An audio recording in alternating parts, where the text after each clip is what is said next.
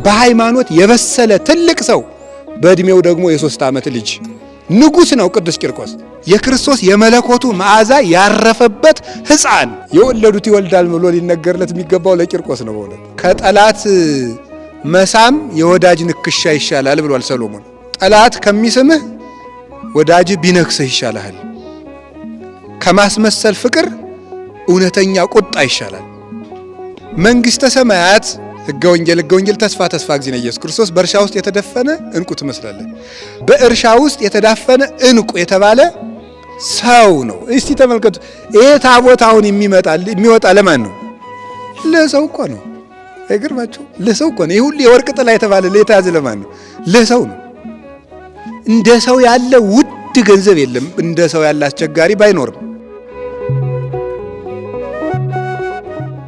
መንግስተ ሰማያት በእርሻ መካከል የተሰወረ ገንዘብን ትመስላለች።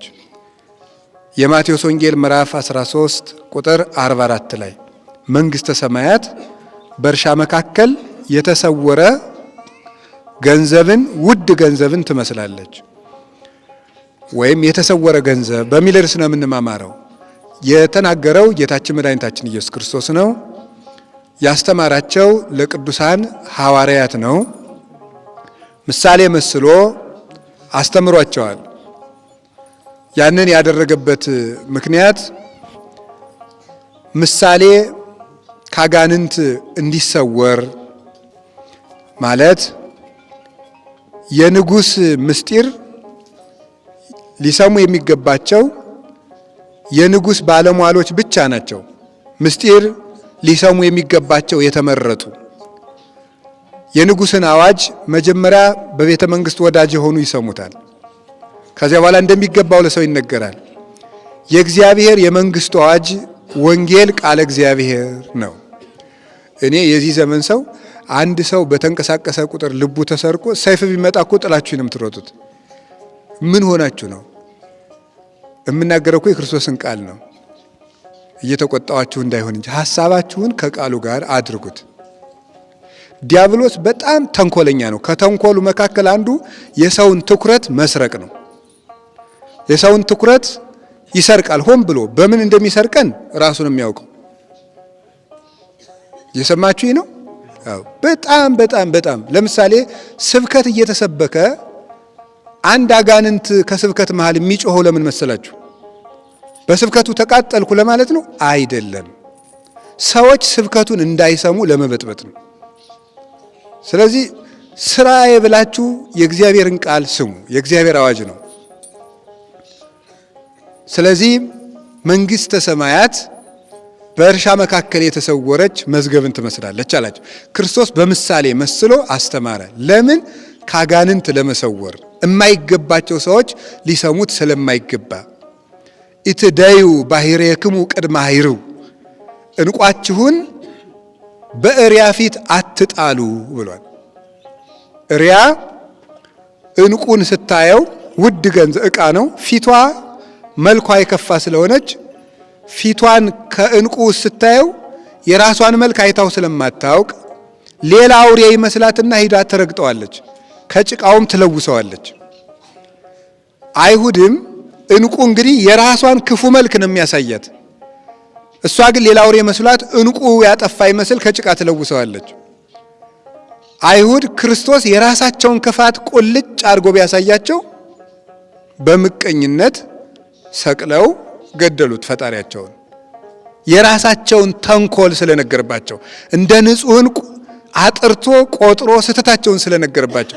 ብዙ ጊዜ በሕይወታችን ዘመን ስህተታችንን የሚነግረንን ሰው እናሳድዳለን። ስህተታችን የሚነግረንን ስህተት የሚመሰክርብንን ሰው ከቻል ዝም እናሰኘዋለን። ካልቻለ ደግሞ ሰው አንዳንዱ ይገላል። ስህተት እንዲነገር አይፈልግም። የሚሻለን ግን ነውራችን የሚነግረን ሰው ነው ጥሩ ወዳጅ ማለት። የሚያመሰግን ሰው አይደለም። እገሌ ከፋብህ ከጥርስ ላይ እቤት ልትወጣ ስትል ጥርስ ላይ ጉድፍ አለ ያለ ያ ወዳጅህ ነው። ስቆብህ የሚሄደው ግን ደግሞ ወዳጅ አይደለም። ስህተት የሚነግረን ቅርብ ወዳጅ ነው።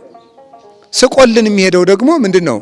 ከጠላት መሳም የወዳጅ ንክሻ ይሻላል ብሏል ሰሎሞን። ጠላት ከሚስምህ ወዳጅ ቢነክስህ ይሻልሃል። ከማስመሰል ፍቅር እውነተኛ ቁጣ ይሻላል። ስለዚህ ጌታ ያንን በምሳሌ መስሎ ለሚገባቸው ለማስተማር፣ ለማይገባቸው ለመሰወር፣ ካጋንንት ምስጢር መሰወር ስለሚገባው ጌታ በምሳሌ አስተማረ። ካስተማረ መካከል መንግስተ ሰማያት በእርሻ ውስጥ የተሰወረ ዕንቁ ትመስላለች አለ። በእርሻ ውስጥ የተሰወረችውን ዕንቁ እርሻይቱ ትንሽ ናት፣ እሷ ውስጥ ግን ውድ ዕንቁ አለ። ወይም በዘመኑ አነጋገር ዳይመንድ ነው፣ ከወርቅ የበለጠ ነው። እሱ ስለተቀበረ ሰውየው ምን አደረገ? ብልሃቱ ገንዘቡን በሙሉ ሸጠና እርሻይቱን ገዛት። አንድ ሰው እስኪ ልብ ብላችሁ ስሙ፣ 20 ሺህ ብር የምታወጣ ትንሽ የእርሻ መሬት ብትሆን ሰውየው ግን 100 ሺህ ብር ሲገዛት ብታዩት ምን ትላላችሁ? ምንድነው የምትሉት? እርሻይቱ ትንሽ ሆና 20 ሺህ ብር ብቻ የምታወጣ ሆና አንድ ሰው ግን 100 ሺህ ብር ሲገዛት ብታዩ ምንድነው የምታደርጉት? የሰውዬ ነገር አለው አትሉም ትላላችሁ? ማለት እርሻይቱን 20 ሺህ ብር ማውጣት ሲገባት 100 ሺህ ብር የከፈለባትማ አንድ የማናውቀው ነገር አለ እንላለን ማለት ነው። እንዴት የ20 ሺህ ብር መሬት በ100 ሺህ ብር ሊገዛ ቻለ? እዚያ ውስጥ የማናውቀው ምስጢር አለ ማለት ነው። ለሰው ግን ይሄ ሰውዬ ምን ይባላል? ይሳቅበታል። አልገባውም እሱ ይባላል። አንዳንዱ ሰው የለም የማናውቀው ነገር ቢኖር ነው ይላል። ሌላው ደግሞ ጅል ነው እሱ ገቢ አልገባውም ተስገብግቦ ገብቶበት ነው ሊል ይችላል። ስለዚህ የተሰወረ ነው። ገንዘቡ ለሰው አይታይም። የእርሻው ጠባብነት ትንሽነት ነው እንጂ የሚታየው ወርቁን ቆፍሮ ያየው ስለሌለ ሰው እንደ እብድ ይቆጠራል በብዙ ዋጋ ሲገዛ። ይህ ምስጢሩ ምንድነው? ሰውየው ግን ትርፉን ያውቃልና። ትርፉን የሚያውቀው ማን ብቻ ነው? ባለቤቱ። ተመልካች ግን ሁልጊዜ ይስቃል፣ ጅልነትም ይመስለዋል። ትርፉን የሚያውቀው ግን ወርቅ ያለበትን ቦታ አጥንቶ ያወቀ ነው። ወደ ምስጢሩ ብቻ ልንገራችሁ። ይሄ ሰም ነው እንግዲህ አንድ ሰው ውድ ነገር ያለበትን ነገር ሙሉ ነገሩን አጥፍቶ ሰው እየሳቀበትም ቢሆን ከፍሎ ይገዛዋል። ይሄ ሰም ነው። ምስጢሩ ግን ምንድን ነው? ፀሐይ ላይ ስለተቀመጥን ወደ ዕለቱ ጉዳይ ነው የምገባው። መንግስተ ሰማያት ሕገ ወንጌል ተስፋ ጊዜ ኢየሱስ ክርስቶስ በእርሻ ውስጥ የተደፈነ ዕንቁ ትመስላለች። በእርሻ ውስጥ የተዳፈነ ዕንቁ የተባለ ምን ይመስላችኋል? የመጀመሪያው በእርሻ ውስጥ የተዳፈነ ዕንቁ የተባለ ሰው ነው። ማን ነው ያልኳችሁ? ሰው በእርሻ ውስጥ የተዳፈነ ዕንቁ ይባላል። ዕንቁ የተባለው ዕንቁ እንግዲህ ውድ ገንዘብ ነው። ከዚያስ ያበራል ደግሞ። እንዲያውም እንስሳት አራዊት በብርሃኑ ሌሊት ይመላለሳሉ ነው የሚሉት ሊቃውንቱ። እንደውም የድሮ ሰዎች ትልቅ ዕንቁ ተራራ ላይ ያስቀምጠው በዚያ ብርሃን ሲያርሱ ሲያርሙ ያድሩ ነበር ይባላል። ዕንቁ በጣም የሚያበራ ነው፣ ውድ ነው፣ ንጹህ ነው። ታዲያ ሰው የእግዚአብሔር ውድ ገንዘብ ነው። እስኪ በሉ ሁላችሁ በሉ ንገሩኝ እንጂ ሰው የእግዚአብሔር ውድ ገንዘብ ነው። እስቲ ተመልከቱ። ይሄ ታቦት አሁን የሚወጣ ለማን ነው? ለሰው እኮ ነው። አይገርማችሁ? ለሰው እኮ ነው። ይሄ ሁሉ የወርቅ ጥላ የተባለ የተያዘ ለማን ነው? ለሰው ነው።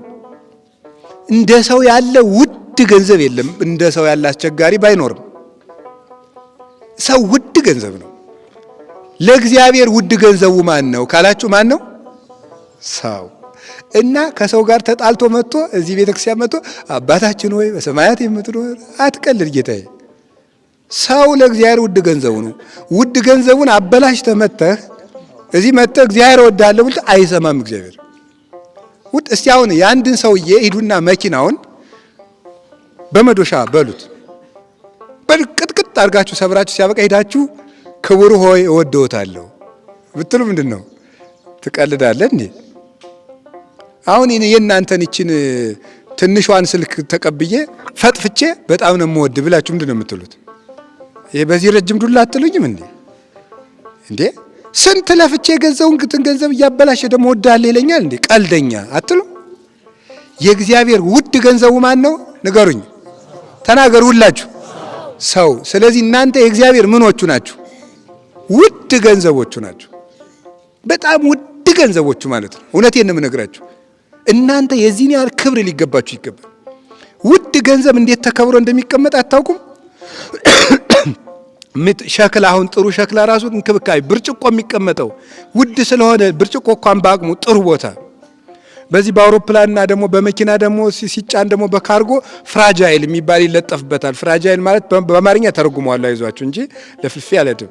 ፍራጃይል ማለት ይሰበራል ምን ማለት ነው? ተጠንቅቀጫን ማለት ነው። እንደ ተራቃ እንዳትወረውረው ነው። የሰው ልጅ ለእግዚአብሔር ውድ ንብረት ነው። እኛ ውድ ንብረት ነን።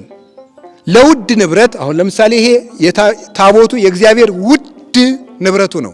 አያችሁ በእንዴት ያለ ወርቅ ልብስ እንደተሸፈነ ውድ ነው። ውድ የከበረ የሰማይ ዕቃ ነው። ስለዚህ እግዚአብሔር በዚህ በወርቅ ልብስ እንዲሸፈን አደረገው። ሰው ደግሞ ውድ ገንዘብ ስለሆነ ለእግዚአብሔር በምንድነው የሸፈነን? ራሱን ነው የሸፈነን። እኛ የለበስነው ክርስቶስን ነው። ታውቃላችሁ? የተጠመቃችሁ ክርስቲያኖች ሁሉ ክርስቶስን ለብሳችኋል።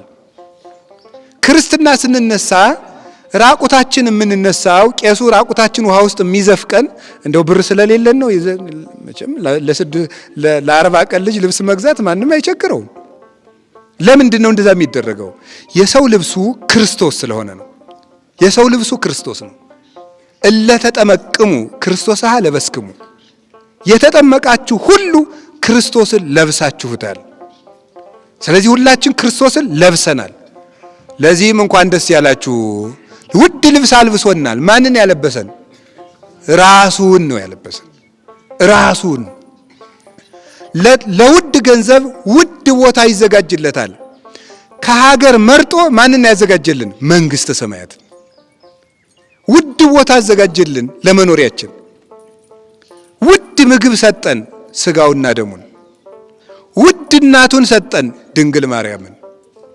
እናት ትሁናችሁ ብሎ ሳይሳሳ ክርስቶስ እንደው አይገርማችሁም? ግን የሰማይ አምላክ እናት እኛም እናታችን ብለን እንድንጠራት ሲፈቅድልን ራሱ እኔ ድንግል ማርያምን እናት ብዬ ሲፈቀድልኝ አባ ጊዮርጊስ ዘጋስጫ የሚባል ኢትዮጵያዊ የቤተ ክርስቲያን ሊቅ ምን ይላል መሰላችሁ? ድንግል ማርያም ሆይ ስለ ንግስትነትሽ እመቤቴ ነሽ፣ ስለ ርኅራኄሽ ደግሞ እናቴ ነሽ ይላል። ከቃሉ ጋር ናችሁ? እግዚአብሔር ከሁላችን ጋር ይሁን። እግዚአብሔር ውድ ገንዘቦቹ ነው። ስለዚህ ወገኖቼ ለራሳችን ክብር እንስጥ። አድፈን ከሆነ ንስሐ እንግባ። የሚጠራንን እንስማው። ነው ኩልክሙ ርሷሃነ ምድር ሀበዛቲ ነቅን ተታፈለፍል ሕጽበተ መድኃኒት። በምድር የተዳደፋችሁ ሁሉ ንጹህ ውሃን ወደምታፈልቀው ምንጭ ኑ። ክርስቶስ በነፃ ያጥራችኋል። ማንንም አይጸየፍም። ክርስቶስ ወልደ እግዚአብሔር የማይደፈርስ ባህር ነው። አንድ አጠገባችን ያለ ውሃ 3-4 ሰው ገብቶ ቢታጠብበት ይደፈርሳል። ክርስቶስ ዓለም ሁሉ ገብቶ ቢታጠብበት የማይደፈርስ ውሃ ነው። ለሁሉ የተፈቀደ ነው። ለመቅዳትም ወረፋ አያስጠብቅም። የማያልቅም ውሃ ነው። ማንም ሰው ጠጥቶት ይረካል። ማንም ታጥቦበት ይነጻል። ለሁሉም ቸርና ለጋስ ነው። ጥማችንንም የሚቆርጥ እሱ ክርስቶስ ነው። ስለዚህ ሰው ውድ ገንዘብ ነው። ያ ሰውዬ በእርሻ ውስጥ እንቁ ተዳፍኖ ነበር አለ። እንቁ የተባለ ማን ነው አልኳችሁ? ተናገሩ እንጂ። በጣም ጥሩ። እርሻ ምንድን ነው? ምድራዊነት፣ ስግብግብነት፣ ሆዳምነት፣ ገንዘብ ወዳጅነት ነው። መስገብገብ፣ ብር ብር ብር፣ አይናችን ይብረር አይባል ነገር። መስገብገብ፣ ገንዘብ የኃጢአት መስሩ ለኩሉ እከይ አፍቅሮ ነዋይ ውእቱ። ገንዘብን መውደድ የኃጢአት ሁሉ ስር ነው። ሀብታም መሆን ኃጢአት አይደለም። ገንዘብን መውደድ ግን የኃጢአት ሁሉ ስር ነው። ታውቃላችሁ? ገንዘብን መውደድ ማለት ሀብት ማከማቸት ብቻ መሰላችሁ? ይሄ ውድ ዕቃ የመያዝ ፍላጎት እኮ ራሱ ስግብግብነት ነው። ታውቃላችሁ? ውድ ዕቃ፣ ውድ ልብስ መግዛት፣ ውድ ሰው ያላዘውን ስልክ የመያዝ ፍላጎት፣ ሰው ያልገዛውን ሰዓት የመግዛት ፍላጎት፣ በቃ ውድ ነገር መመኘት፣ ፍጹም የማይጠግም ርካሽ ፍላጎት ማለት እሱ ነው። ገንዘብ ወዳድነት የኃጢአት ሁሉ ስር ነው። ሁለት ጌሾ ተብሎ ተጠርቷል። እና እርሻ የተባለ በእርሻ የተዳፈነው እንቁ ማለት ሰውን ያህል ክቡር ፍጡር የገንዘብ ፍቅር አዳፈነው።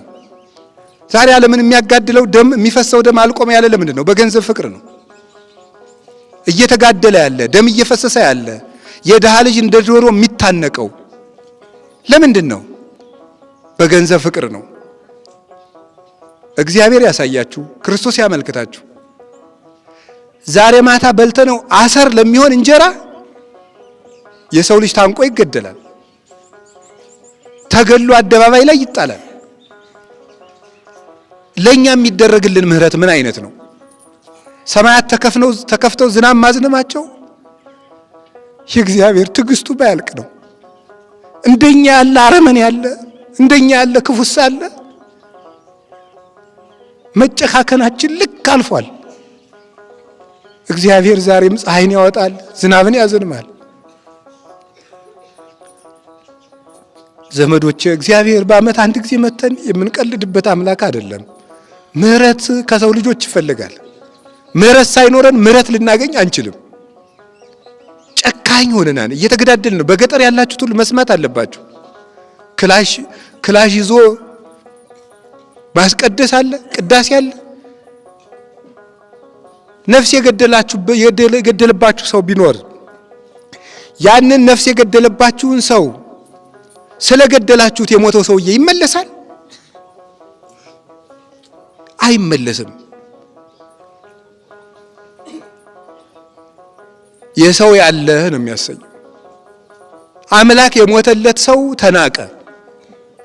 ለአንድ ሰው እኮ በግ አይደለም የታረደው፣ ክርስቶስ ነው የታረደለት። ታውቃላችሁ? ሰው ክቡር ነው። ለሰው አምላክ ሞቷል። ውድ ገንዘቡን በእርሻ የተዳፈነ ዕንቁ ፍለጋ ያለውን ከፈለ ማለት ዓለም ያዳፈነውን የሰው ልጅ ለመፈለግ ክርስቶስ ራሱን አሳልፎ ሰጠ። ያለውን ሸጠ ማለት አንዴ የርሶም ኩሉን ዘባይል ውቱም ኩሉ ማለት ነው። ራሱን ባዶ አደረገ ማለት ነው። ራሱን ባዶ አድርጎ የሰው ልጅን ለማዋጀት መጣ በትሕትና ሁሉ ሳለው። እግዚአብሔር ነግሰ ስብሐቲሁ ለብሰ የሚባል ጌታ፣ ብርሃኑን ለብሶ የሚኖር ጌታ እርቃኑን በቤተልሔም ተወለደ። ውሃን በፍኙ የሚሰፍረው አምላክ ኃጢአተኞችን በቃሉ የሚያነጻቸው መንጻት እንደሚያስፈልገው ሁሉ እንደ ሰው መንጻት የማያስፈልገው ሲኖር ቀዳሴ ማያት የሆነ ክርስቶስ በውሃ መካከል ተጠመቀ። የቁራ ጫጩቶችን ሳይዘነጋ የሚያበላቸው አምላክ እናቱ እንጀራና ውሃ እየለመነች ያሳደገችው። እንደ ሰውም ኖረ፣ እንዳለ ሰው ገደሉት። ሰው በሚሞትበት የክብር ሞት እንኳን ሳይገሉት እርቃኑን እንዲሞት ያደረጉት። ይህ ለኛ የተከፈለ ዋጋ ነው። ውድ ዕንቁ ነን። በየቦታው መስከር፣ በየቦታው መጠጣት፣ በየቦታው መጨፈር፣ በየቦታው መስፈን፣ ዳንኪራ፣ ሰማይን በጡጫ ምድርን በርግጫ በቃኝ አለ ማለት፣ ቂም መያዝ፣ ተንኮለኛነት የራስን ማዳፈን ይባላል። ሌት ተቀን እየበሉ ጾምን መሻር ይሄ ራስን ማዳፈን ነው። እግዚአብሔር ያሳያችሁ። መድኃኔዓለም ልቡናችንን ይመልሰን። ውድ ዕንቁ የተባለ ማን ነው? ሌላኛው ውድ ዕንቁ የተባለ ክርስቶስ ነው ራሱ። አሁን ደግሞ እርሻው ማን ይሆናል? እርሻይቱ ድንግል ማርያም ናት። ክርስቶስ ዕንቁ ነው። እርሻይቱ ውስጥ ያለው ማለት በድንግል ማርያም ማህፀን የተገኘው ክርስቶስ ውድ ገንዘባችን ነው። እስቲ ውድ ገንዘባችን በሉ። ማን ነው እሱ? መድኃኒታችን ኢየሱስ ክርስቶስ ውድ ገንዘባችን ነው። ውድ ገንዘባችን ነው። ያላቸውን የሸጡ የተባሉ እነማን ናቸው? ያችን እርሻ ማለት ዕንቁ ስላለባት ማለት ክርስቶስን ለማግኘት ራሳቸውን ሁሉ የጣሉ የተባሉ እነማን ናቸው? እነ ቅዱስ ቂርቆስ ናቸው። ክርስቶስን ለማግኘት ያላቸውን ሁሉ የተው እነዚህ ምን ይባላሉ? ብልህ ነጋዴ ይባላሉ። ብልህ ነጋዴ የሚባለው ክርስቶስን ያተረፈ ሰው ነው። ሁሉ ኑሮት ክርስቶስን ካጣ ሰው፣ ምንም ሳይኖረው ክርስቶስን ያተረፈ ሰው የተሻለ ነው ሳይሆን ዋና ሰው ማለት እሱ ነው። ምንም ሳይኖረው ክርስቶስን ትርፍ ያደረገ ሰው። ቅዱስ ጳውሎስ ሁሉን እንደ ጉድፍና እንደ ምናምንቴ እቆጥረዋለሁ ወረሰይክዎ ለኩሉ ከመ ዕዳው፣ ሁሉን እንደ ጉድፍ እቆጥረዋለሁ ከመ ዕርበሆ ለክርስቶስ፣ ክርስቶስን ትርፍ አደርግ ዘንድ ይላል። ክርስቶስን ረብ ጥቅም በቁየት አደርግ ዘንድ ያለኝን ሁሉ ላጣው እወዳለሁ ይላል። ከቃሉ ጋር ናችሁ? እግዚአብሔር ከሁላችን ጋር ይሁን። እና ተመልከቱ፣ የተሰወረ ገንዘብ ለምንድን ነው የተባለ? ይህ ዓለም ምቾትን ያስተውላል እንጂ ክብር ምቾት ውስጥ አለ ይላል እንጂ ስቃይ ውስጥ ክብር አለ ብሎ ያስባል? ይህ ዓለም መልበስ ውስጥ እንጂ እርቃን ውስጥ ክብር አለ ብሎ ያስባል? ይህ ዓለም መብላት፣ መጠጣት፣ መጠንከር ውስጥ እንጂ መድከም ውስጥ እረፍት አለ ብሎ ሊያስብ ይችላል? አያስብም። ዓለም ያላስተዋለው የክብር መገኛ የተባለው ሰማዕትነት ነው። የተሰወረ ገንዘብ የተባለ ዓለም ምቾትን ሲያይ መከራ ውስጥ ግን ክብር አለ። ዓለም ገንዘብን ሲያይ ድህነት ውስጥ ክብር አለ። ዓለም ክብርን ሲያይ ውርደት ውስጥ ክብር አለ። ለክርስቶስ የተዋረዱት ውርደት የዘላለም ክብር ነው። እንዴት እንደሆነማ ዛሬ ተመልከቱ። ይኸው ቅዱስ ቂርቆስና ቅዱስ ኢየሉጣ የሚመሰክሩልን ይሄን ነው። እናታችን ቅድስት ኢየሉጣ አንጌቬናይት ናት። አንጌቬናይት ማለት ምንድን ነው? እማዋልደ ንግሥት ማለት ነው። ወይም እማዋልደ መንግስት እንደማለት ነው። የነገስታት ወገን ማለት ናት። እመቤት ማለት ነው። ከነገስታት የተወለደች ሮም ውስጥ የተወለደች፣ በዚያ ጊዜ ደግሞ ሮም ውስጥ መወለድ በሚያስከብርበት ጊዜ የተወለደች ናት። ቤተ መንግስት ላይ የተወለደችው ሀብታም ናት። ባሉ ሀብታም ነው። ስልጣን ያልቸገረው ነው። የሀገሪቱ ዜግነት በጊዜው የሚያኮራ ነው። ነገር ግን ከሮም መንግስታት ጋር ክርስቶስን ክጄ ከሚመቸኝ ከክርስቶስ ጋር በስደት እዋረዳለሁ፣ ክብርንም እዚያ አገኘዋለሁ ብላ ከሮም ተነስታ ወደ ጠርሴስ ተሰደደች። ወደ ተርሴስ ከተማ ልጇን ይዛ ለክርስቶስ ነው። የሚሰደዱ ብፁዓን ናቸው እንዳለ ጌታ። ተሰዳ ስትሄድ አስመስሎ መኖር ይቻላል፣ ይመቻት ነበረ። ልጇን ይዛ ስትሄድ የሸሸችው ንጉሥ ተከትሏት ደግሞ ሄደ። ተይዛ ቀረበች። ማን ነው ስምሽ አላት። ኢየሉጣ። ክርስቲያን ነው ስሜ ያለችው። ማን ነው ስምሽ? ክርስቲያን። ማን ነው ስምሽ ስትባል ምን አለች? ንገሩኝ እንጂ። አቤት። አሁን እናንተ ከዚህ በኋላ ብትጠየቁ ማን ናችሁ ብትባሉ ሸዋ፣ ጎንደር፣ ጎጃም፣ ወሎ፣ ኦሮሞ፣ ትግሬ፣ ጉራጌ ትላላችሁ ወይስ ክርስቲያን ትላላችሁ? ተናገሩ እስቲ። ክርስቲያን በሉ እንጂ። እንደዚህ ያለ መታወቂያ በሰማይ የለም ዘመዶች። በሰማይ የምናሳየው የጎጥ መታወቂያ የለም ጌታዬ። ሰማይ የሚያስገባው መታወቂያ ክርስቲያን የሚል መታወቂያ ነው። እስኪ ክርስቲያን በሉ። ክርስቲያን ከሆን ሁላችን ስንት ነን ማለት ነው? አንድ ነው። ክርስቲያን ነኝ አለችው። ኧረ እባክሽ ሌላ ስምሽን አላት። እኔ ክርስቲያን ነኝ አለችው። ክርስቲያን ነው ስሜ። ሰዎች ያወጡትን የፈረሰውን የሚበሰብሰውን ጊዜ የሚሸረውን ስም ከፈለክ ኢየሉጣ ነኝ አለችው። ለጣዖታት ስገጅ አላት። አይ እኔ ለረከሱ ጣዖታት አልሰግድም። ሃይማኖት እውነት ነው የምትል ከሆነ የ3 ዓመት ሕፃን ልጅ እንፈልግና ሰው የማያታልለው እውነት የሚናገር ልጅ እንፈልግና እሱ የነገረንን እናምልክ አለችው። ልጇን እንዳይገሉብኝ ብላ ከከተማው ዳር ጥላው መጥታ ነበረ። ሲፈልጉ ወታደሮች የራሷን ልጅ አገኙ። ይዘውት መጡና ቅዱስ ቂርቆስ ፊቱ እንደ ፀሐይ ያበራል። ብሩህ ገጽ ነው። ደስ እያለው ነው የመጣ የ3 ዓመት ልጅ። ከዚያ በኋላ ምን አለ መሰላችሁ? አንተ ልጅ ፊትህ እንዴት ደስ ያሰኛል፣ የታደልክ ነህ አለው። ከዚያ ምን አለው? አይ ለኔማ ደስታ ይገባኛል፣ እውነትህን ነው አለው። ምክንያቱም በክርስቶስ አምናለሁ። ላንተ ግን ደስታ የለህም፣ ለልበ ቢሶች ደስታ የላቸውም ብሏል ኢሳይያስ አለው።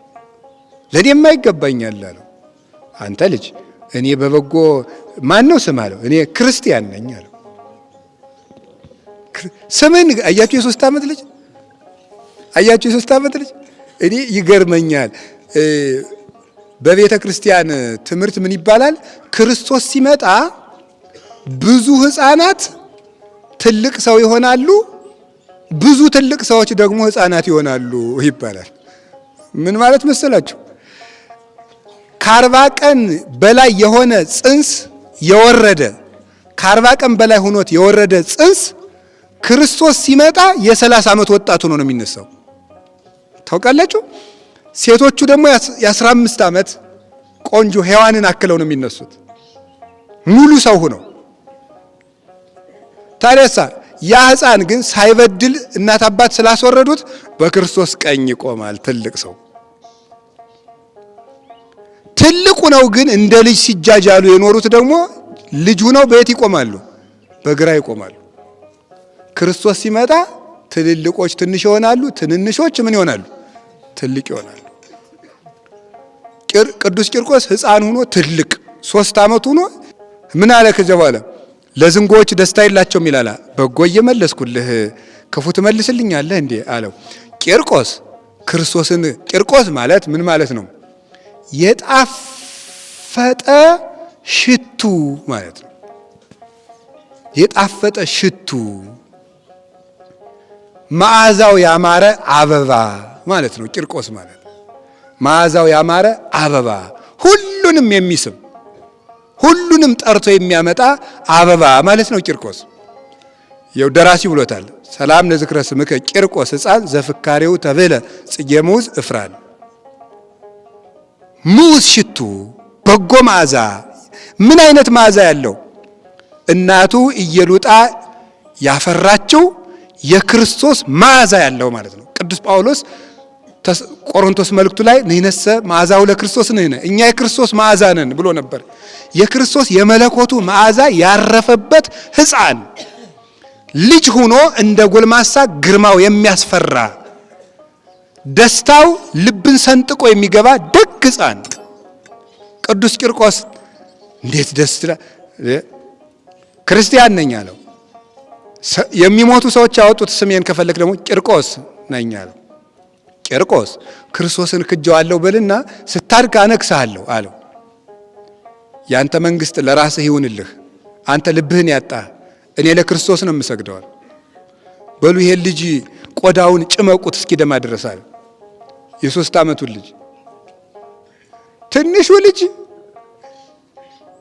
እንደ አምላክ ያስባል፣ ትልቁ ሰውዬ እንደ ሰይጣን ያስባል። አይገርማችሁም? ልብ እንደማጣት ያለ ነገር አለ እንዴ? እግዚአብሔር ያብሰለን እንጂ። ከዚያ በኋላ ምን አደረገ? ጨመቁት፣ ሰውነቱን ጨመቁት፣ ገረፉት። ደስ ይለዋል ያ ልጅ። ምንድነው ያለው ደግሞ? ወአብደረ ይህምም ምስለ ህዝበ እግዚአብሔር እሚደለው ለሰዓት እስማ ይመረ ከመ ያአቢ ትዕይርተ መስቀሉ ለክርስቶስ እንኩሉ መዛግብቲሁ ለፈርዖን እንዳለው ሙሴን ከፈርዖን የተመቸ ቤተ መንግስት ይልቅ ከእግዚአብሔር ህዝብ ጋር መሰደድ ራሱን የቻለ ትልቅ ቤተ መንግስት እንደሆነ አውቆ ሙሴ እንደተሰደደ ይሄ ሕፃን ልጅ ያ ንጉሥ አታሎ ከሚሰጠው ዳቦ፣ ቂጣ፣ ቆሎ፣ ስጋ፣ ጠጅ፣ የወርቅ ልብስ፣ ዘውድ ይልቅ ስለ ክርስቶስ በሳት መጠበስ የዘላለም ክብር እንደሆነ ይሄ ልጅ አይቶ ነበረ። አያችሁ፣ እርሻይቱ ብዙ ዋጋ እንደምታወጣ አውቆ ሁሉን ትቶ ምን አላት ነው ያልኳችሁ? ገዛት። ውስጧ ውስጥ ምን አለ? የከበረ ዕንቁ አለ። ይሄ ልጅ ቅዱስ ቂርቆስ ምን አደረገ? እዚያ ግርፋት ውስጥ ክርስቶስ የሚባል ውድ ገንዘብ እንደሚያተርፍ ያውቀዋል። ስለሚያውቀው ደስ ብሎት ይገረፋል። ደስ ብሎት ይገረፋል። ዝፍት አመጡና መጻጻ ጨምረው መራራውን ነገር በአፍንጫውና በጉሮሮው ጋቱት። መራራ ቅጠል በሙሉ አጠራቅመው ምን እንደሚያለ እንደሚዘምር ታውቃላችሁ? ቃልህ ለጉሮሮ የጣፋጭ ነው ይላል። ያንን እየጠጣ ቂርቆስ መራራ ቅጠል እየጠጣ ቃልህ ለጉሮሮ ጣፋጭ ነው ብሎ በዘመረባት ቤተ ክርስቲያን ሰዎች እንጀራ እያበላንም ቃሉ አይጣፍጣቸውም። በፍጹም እንዴት ያለ አዚም እንዳረገብን ዲያብሎስ አሁን ራሱ እኮ እንዴት እንደሚያቅበዘብዘን እንቅልፉ የመጣ ስንት አለ። እንዲሁ የሆይ ሆይታ ክርስትና የለም። የመጣንበትን ማወቅ አለባቸው። ቃል እስቲ በሉ ቃል ለጉሮሮ የጣፋጭ ነው በሉ። ቃል ለማን ጣፋጭ ነው ያለው? ማን ነው ያለ? ዳዊት ነው። ከዘማን ዘመረው ቅዱስ ቂርቆስ። እንዲህ መራራ እየጋቱት የእግዚአብሔርን ቃል እየመረረም ቢሆን የሚማሩት ነው። ተናገር ጽድቀ እስከ ትመርር ከመከርቤ ይላል ወግሪስ የሚባል ሊቅ። እንደ ከርቤ እስከምትመር ድረስ እውነት ተናገር ይላል። እንደ ከርቤ ሰዎች መር አምርረው ጥቅ አድርገው እስኪተፉ ድረስ እውነት ተናገር። በኢሳይያስ አድሮ ደግሞ ቃሌ ተወርውሮ ሳይመታ አይመለስም ይላል የሰራዊት ጌታ እግዚአብሔር። የጊዜ ጉዳይ ነው እንጂ የእግዚአብሔር ቃል ሳይመታ አይመለስም። ይሄ ሕፃን እንደዛ ያለ መጨረሻ ላይ ምን አደረገው? ደሙ 14 ብረቶችን አዘጋጅቶ 14 ብረቶች እነዚያ በእሳት ግለው 7ቱን በ3 ዓመት ልጅ ሕፃን ሲጨመሩ አስቡ እስቲ እግዚአብሔር ያሳያል። ቂርቆስ የሚባለው ክብር እንደው ዝም ብሎ የተገኘ አይደለም። አሁን ዛሬ የተሰበሰብነው የዚህ ጀግና የሃይማኖት ጀግና የሰይጣንን አንገቱን የሰበረው የሕፃን ጀግና አሸናፊ የዚህ ሕፃን ክብር ነው የሰበሰበን። ሁሉን የተወ ለክርስቶስ ፍቅር 7 ብረቶች በጭንቅላቱ ገቡበት። 2 ብረቶች አሁን እንደው የከተማ ሰው ደግሞ እንደው ለልጆቹ ያለው ቅብጠት ልክ ያለፈ ነው። ደግሞ አይጣ ላይ ድረስ አሁን አንዳንዶቹ በከተማ አሉ ነው ያላየው። እንደው ልጄን ሲጠመቅ ክርስትና ሲነሳ እንዳይበርደው ሞቅ ባለ ውሃ ብታረጉልኝ የሚሉ ሁሉ መምጣት ጀምረዋል ይባላል። እንግዲህ ሁሉ አይደሉ። ጥጋብ አያችሁ። ልጄን ብርድ ይመታዋል ጭንቅላቱን። የቂርቆስ ጭንቅላትሳ 7 ብረቶች ይገቡበት ነበር። እስቲዋቸው የእናንተን የ3 ዓመት ልጅ እስኪ አንድ ጊዜ በኩርኩም ብለው ምን እንደሚሰማቸው መከራን የቀመሰ ያውቀዋል ይባላል። በተለይ እናቶች እስቲ ያስቡት።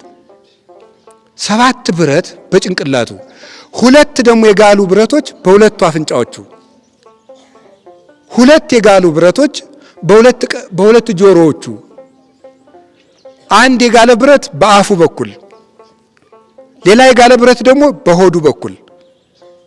ይሄ ልጅ አሁንም የክርስቶስን ፍቅር ይለምናል። ለክርስቶስ ደስ ይለዋል። መልአኩ መጣና ይሄን ሁሉ ቁስል እንዲደስስ አድርጎ ፈወሰው። ሌላ ጊዜ ደግሞ ምን አደረገ? ከነጸጉራቸው ከነናቱ ቆዳቸው እንዲገፈፍ አደረገ። ከነጸጉራቸው ቆዳቸውን ገፈፋቸው። እሱ ብቻ መሰላችሁ?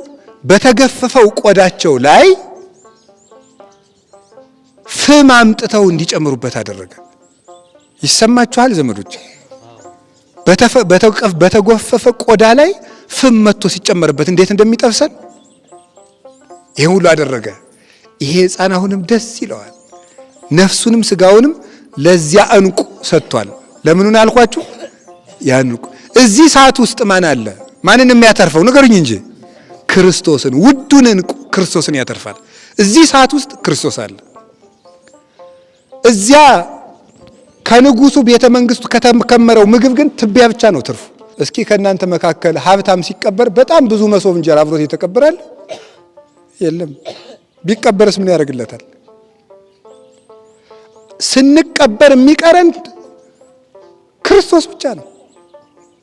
አብረውን የዘፈኑ ሰዎች አብረውን ጉድጓድ አይገቡ።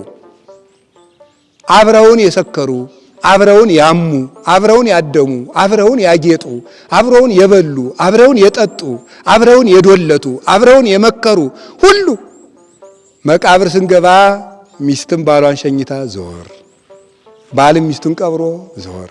አንዳንዱ ለማስመሰል ይገለገላል። አብሬ ነው የምገባ፣ እንደው ለማስመሰልም ላይሆን ይችላል። ሳስበው ግን እንደው ብንለቃቸው ይገባሉ ወይ ነው እንደው ሳስበው ማለት ነው። ሳስበው የሚገቡ አይመስለኝም። እንግዲህ እኔ ራሴ አልገባም። እንግዲህ የሰውን አላውቅም። ጠንካራ ሰው ሊሆን ይችላል። እኔ አልገባም። እናትም ልጇን ቀብራ በምድር ላይ እናት ለልጇ የምትሰውጠውን ፍቅር ያህል ፍቅር መስጠት የሚችል ሰው በምድር ላይ የለም። እሷን ብትሆን ቀብራ ትመለሳል። ልጅ እናቱን ቀብሮ ይመለሳል። ስንቀበር መቃብር ውስጥ አብሮን የሚቀር ማን? ዝና ራሱ ክቡርነታቸው የሚለው ስም አብሮ አይገባም። የተቀመጥንባቸው የተነጠፉ ወንበሮች አብረው አይገቡም። ሲሰጠን የነበረ ስም የወጣልን ስም አሁን ዛሬ በእኛ በቤተ ክህነትም ስም ሞልቷል። ስም አይቸግርም። እንዲያውም የቄስ ደመወዙ አሁን ስም ነው ይባላል። ብር የለውም የቄስ ደመወዙ ስም ነው ይባላል። ያው ሊቀ ምናምን ትናንቱን የሚለው ነው። የኔንም ስም ጨምሮ ማለት ነው። እኔ በበኩሌ ስሜ ይነሳልኝ ብዬ አመልክቻለሁ። የሁሉ ስም አይከተል። ዕውቀት የመጽሐፍ መምህር ብትሆን የድጓ መምህር ብትሆን 7 PhD ቢኖር አብረው አይቀበርም። ቤቶች አብረው አይቀበሩም። ክርስቶስ ብቻ መቃብር ላይ እጁ ላይ የሚቀር እሱ ነው። የመጨረሻ የተጣራ ገንዘባችን ክርስቶስ ነው። ከዛ በኋላ ይሄንንም ፈወሰው። ሌላስ ምን አደረገባቸው ደግሞ? በመንኮራኩር ሊያሰቃያቸው ፈለገ። መንኮራኩሩን ሊያዘጋጁ ሲሉ አንጥረኛውን ሰይጣን መጣና የንጉሱን አፍ ዘጋው። ለአንጥረኛው የቂርቆስን የማሰቃያ መሳሪያ እንዳይናገር ማለት ነው። ለምን? ቂርቆስ ክብር እንዳያገኝ ፈልጎ ነው። ከዚያ በኋላ ቅዱስ ቂርቆስ ምን አደረገ? ሰይጣን ዘጋው። እኔን የምታሰቃይበትን መሳሪያ እንዴት እንደምታዘጋጅ ና እኔ እነግርሃለሁ አለው። ዓይን የሚያወጣ ጭንቅላት የሚሰብር አንጀት የሚያወጣ አጥንትን የሚያደቅ አንገት የሚቆለምም እና የሚፈጭ መሳሪያ አዘጋጅ ብሎ አሰራሩን ራሱ ቅዱስ ቂርቆስ ነገረው ራሱ። ምክንያቱም እዚያ የስቃይ መሳሪያ ውስጥ አንድ የተዳፈነ ዕንቁ አለ። ማን ነው ያልኳችሁ? ንገሩኝ እንጂ መድኃኔዓለም ክርስቶስ። እዚያ መንኮራኩር ውስጥ አለ። እረፍቱ ውስጥ ግን የለም። እዚያ መንኮራኩር ውስጥ አስገባና ፈጨው። ጌታችን ኢየሱስ ክርስቶስ በምህረት እጆቹ ደሰስ ሲያደርገው እንደገና ተነሳና ቅዱስ ቂርቆስ ሂዶ ፊቱ ላይ ቆመ። ኧረ እንግዲህ የምን ላድርግ ብሎ ሰለቸው። በአራት የብረት ችንካሮች የ3 ዓመት ሕፃን የብረት ችንካሮች በአራት የብረት እስከ ጭንቅላቱ ድረስ ቸነከረው። ጌታ መጥቶ ፈወሰው። መጨረሻ ላይ በበርሚል የሚፈላ ውሃ አዘጋጀ። ሐምሌ 19 ላይ የምንማረው ቅዱስ ያሬድ ድምፅ ለጽህር ከመነጎድጓድ ክረምት የሚለው የበርሚሉ ድምፅ እንደ ነጎድጓድ ከሩቅ የሚሰማ እንደ መብረቅ፣ የዚያ ድምፁ ሲሰማ የእናታችን የቅድስት ኢየሉጣ ትንሽ የሃይማኖቷ ትጥቅ ላላ አለ፣ ከበዳት። ወደ ፈተና አታግባን ማለት ይሄ ነው። መከራ የማንችለው መከራ መጥቶ ፈርተን እንዳንክድ ጠብቀን ማለት ነው።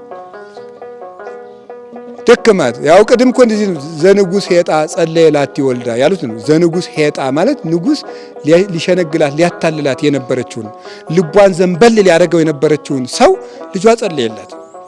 ከዚያ በኋላ ምን አላት? የእናቱን የቀሚሷን ጫፍ ይዞ ከታች የ3 ዓመት ልጅ ነው ድንኩል እያለ የተፍርሂ ንፈጽም ገድለነ ነይ እንግባ ገድላችንን ፈጽም ይላታል። ልጅ እናቱን ወደ መሶብ ይጎትታል፣ ወደ እሳት ይጎትታል። እስኪ ተመልከቱ። ሕፃን በዕድሜሁ ወሬዛ በሃይማኖቱ የሚባለው ለዚህ ነው። በሃይማኖት የበሰለ ትልቅ ሰው በዕድሜው ደግሞ የ3 ዓመት ልጅ ንጉሥ ነው። ቅዱስ ቂርቆስ እየጎተተ ይዟት ሄደ። ኧረ አይሆንልኝም አለችው። አትፍሪ አይዞሽ። ኋላ ወደ ሰማይ ቀና አለና ጌታዬ ሆይ የእሳቱን ድምፅ አስትተ የመላእክትን ድምፅ አሰማት፣ የበርሚሉን እሳት ማየት አስትተ እባክህ በሰማይ የተዘጋጀላትን ክብር አሳያት ልናት ያለ የወለዱት ይወልዳል ብሎ ሊነገርለት የሚገባው ለቂርቆስ ነው። በእውነት እንዲህ ያለ ልጅ ነው፣ የልጅ አባት። እናቱን መልሶ ወለዳት። እኛም እንደው እኔ እኮ በእድሜ እበልጠዋለሁ እኔ ራሴ አያችሁ። እኔ ግን ምንድነው ምን ይባላል ትልቁ ነን፣ ከልጅ በታች ነን የምናስበው። አባታችን የምናደርገው ክብር ነው እንዲህ ያደረገው። የ3 ዓመት ልጅ ለእኔ ለታናሽ ኃጢአተኛ ሳይሆን ለፓትርያርኩ አባታቸው ነው። አታውቁም? ቅዱስ ስለሆነ ማለት ለሊቃነ ጳጳሳት አባት ነው። ጻድቃን ሰማዕታት አባት ናቸው። የ3 ዓመት ልጅ ነው። ግን በቅድስናው ግን የአባቶች አባት ለመባል አበቃው። የእናቱ አባት ሆናት። እንዲያውም የሊቃነ ጳጳሳት የካህናት ሁሉ አባት ሆነ። እዚያ በኋላ ምን አደረገ? ቀና ስትል የሰማዩን መስኮት ከፍቶ እግዚአብሔር የሰማዩን ክብር ሲያሳያት እንግባ ልጄ ከሰዓቱ እውነትህን ነው አለችው። እንዘ ወልዴ አንተ ልጄ፣ እስከ ዛሬ ድረስ አንተ ነበርክ ልጅ፣ እንግዲህ ሆና ግን እኔ ነኝ ልጅ። ከዚህ በኋላ ኢየሉጣ የቂርቆስ ልጅ ነው የምትባለው፣ አንተ ነህ አባት አለችው። ለሁላችንም ቅዱስ ቂርቆስ አባት ይሁነን። አዎ በእውነቱ ሁላችንም በሃይማኖት ያሳድገን። እንደ እናቱ በጡት አሳደገችው፣ እሱ ደግሞ በሃይማኖት አሳደጋት እናቱን። ትልቅ ሰውም ለካ ያድጋል። አይገርማችሁም? ትልቅ ሰው ያድጋል። ትልቅ ሰው ማደግ አለበት።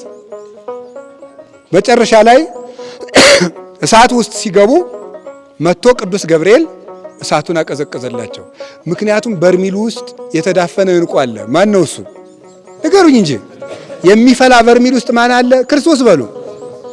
መንኮራኩር ውስጥ ማን አለ? የሚገለን ሰይፍ ውስጥ ማን አለ? የምንከብርበት ክርስቶስ አለ። ከዚያ በኋላ መጨረሻ ላይ ምን አደረገ?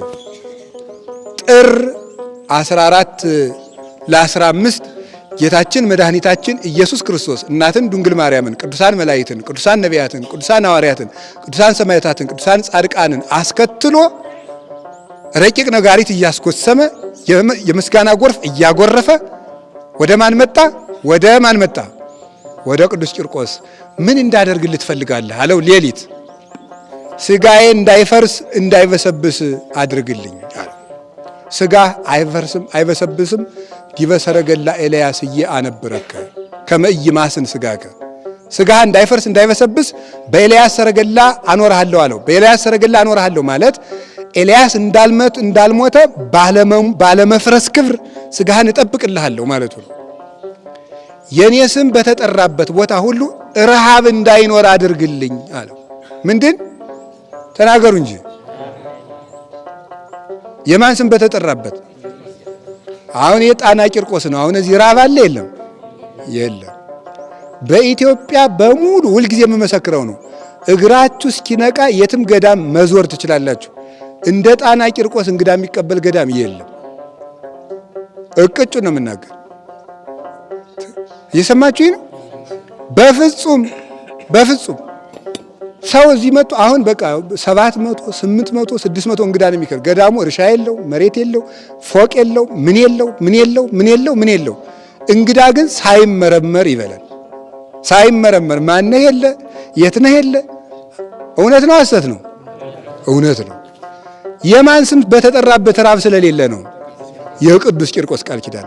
እንዲያው እኔ ምስክር ነኝ። ይሄ ትንሽ መሬት ነበረው ገዳሙ። አሁን ውሃው ከፍ ብሎ ውሃውን ከፍ ያደረገው አምላክም ይክበር ይመስገን እርሻችን ቢያሰጥመውም እንቦጩ ያጠፋል ሲባል እግዚአብሔር ደግሞ ጣናን እንዲያውም ይበልጥ ጨመረው። የእግዚአብሔር ስራው አይገርማችሁም?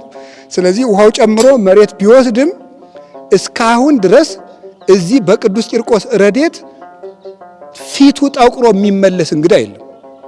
አባቶቻችን በኮሮናው ጊዜ እንግዳ ቢመጣባቸው እዚህ ከገዳሙ ጓዳ ባይኖር በፎገራ ኮቸሮ እየገዙ የዩኒቨርሲቲ ተማሪዎችን ሲያበሉ ነበር። እዚህ በዚህ 2 3 4 5 ዓመት ውስጥ ማለት ነው። ጣና ቂርቆስ በልግስና የታወቀ ነው። ሰማይቱ ስላለ ነው። የሱ ስም ስለተጠራ ነው። ሰው አይሞትም። እኔ አሁን እዚህ እንደው ሰው ሲመረው እኮ ውሃ አጠራቅሞ ውሃ ልግባ በሚልበት አገር ዓለም ውስጥ እየኖር ውሃ ዳር እየኖርን እኮ ውሃ ገብቶ የሚሞትብን መነኩሴ የለም። አይገርማችሁ? ሰው ሲጨናነቅ እኮ ብዙ ያስባል። የኔ ስም በተጠራበት የሰውና የከብት ሞት አይኑር ብሎ ነበረ። ውሃ ገብቶ የሚሞት ሰው የለም። አንደኛውን እግዚአብሔርን ትግል ካልገጠመ በፍቅር ማለት ነው የለም። በገዳሜ የሚያገለግሉ ካህናትን እንደ ኢየሩሳሌም ሰማያዊት እንደሚያገለግሉ ሱራፌል አደርግልሃለሁ። ስም የተጠራበትን ገዳም የተሳለመ መቃብሬ ኢየሩሳሌምን እንደተሳለመ ቆጥርልሃለሁ። እንዴ እመወሃበ ብእሲ ኩሎ ንብረቶ ለፍቅር መንኖ ይሜንንዎ። እግዚአብሔር ለቂርቆስ ይሄን ቢሰጥ እግዚአብሔርን ልናማው ነው? ረበዛ ለቂርቆስ ልንል ነው እንዴ? የ3 ዓመት ልጅ ማማ ዳቦ ማማ ሻይ በሚልበት አፉ ለሱ ሲጠበስ ቢሰጠው ይሄ የተገባ ነው። የእግዚአብሔርም ልግስናው የቂርቆስም ትዕግስቱ ይገለጽ እንጂ እንዲህ አድርጎ ሰጥቶት ይሄ ገዳም 3000 ዓመት የሞላው ገዳም ነው። በረድኤት ተጠብቆ የሚበላው የሚጠጣው ሳይጎድል ረድኤቱ ሳይፋለስ ታሪኩ ሳይደመሰስ መነኮሳቱ ሳይጠፉ መጻሕፍቱ ሳይፋለሱ በእግዚአብሔር ቸርነት እስካሁን ድረስ አላሁን እስከ 42 ትውልድ እምርልሃለሁ ብሎ ቃል ኪዳን ገብቶለታል።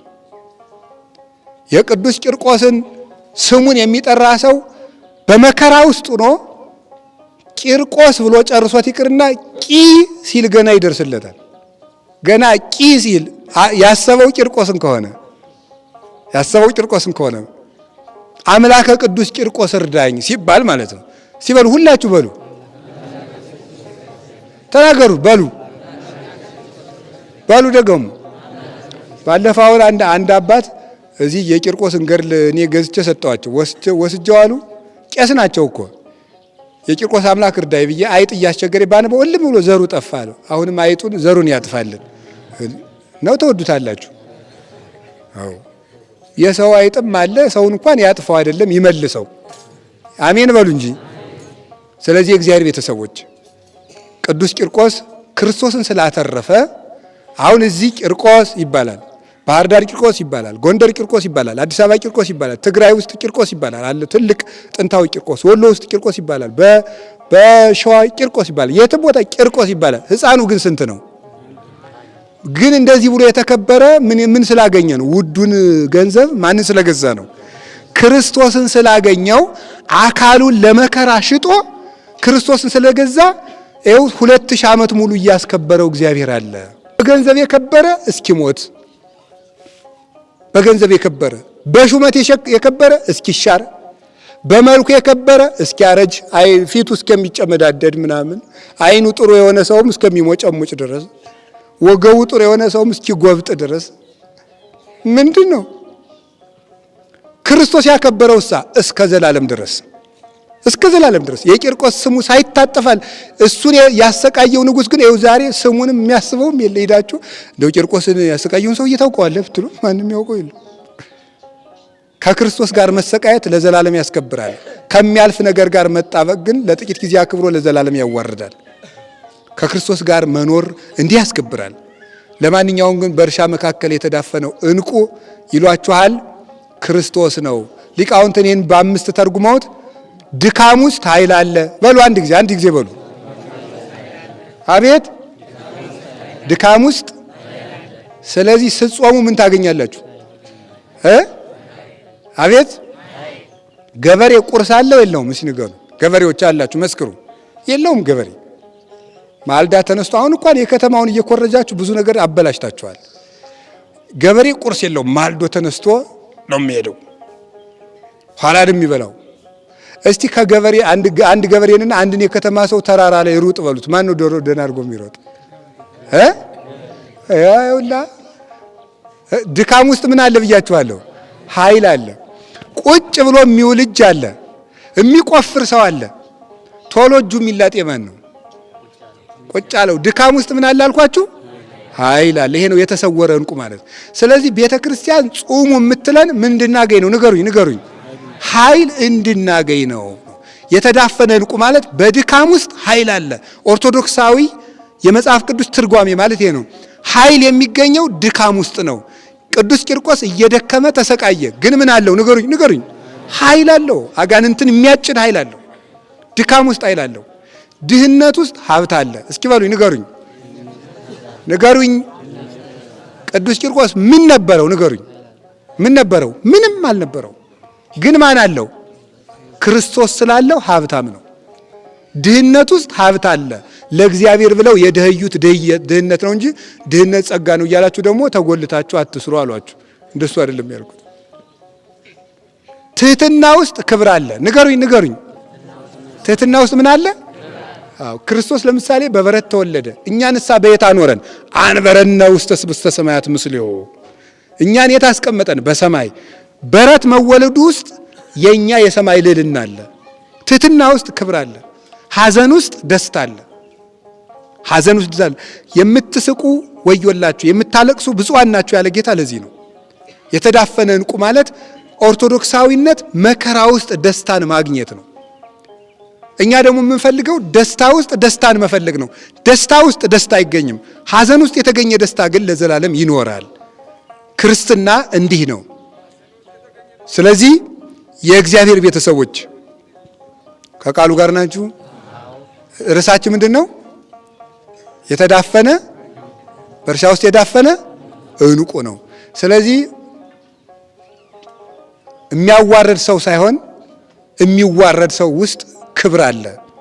ራሳችን ዝቅ አድርገን በትዕቢት ሳንፎካከር፣ አሁን ቤተ ክርስቲያናችንም ሀገራችንን እያጠፋት ያለ ምን እንደሆነ ታውቃላችሁ? የኃጢአቶች ሁሉ እናት ትባላለች። ፕራይድ ወይም ኩራት፣ ትዕቢት ማለት ናት። የኃጢአቶች በሞቴ የኃጢአቶች እናት በሉ።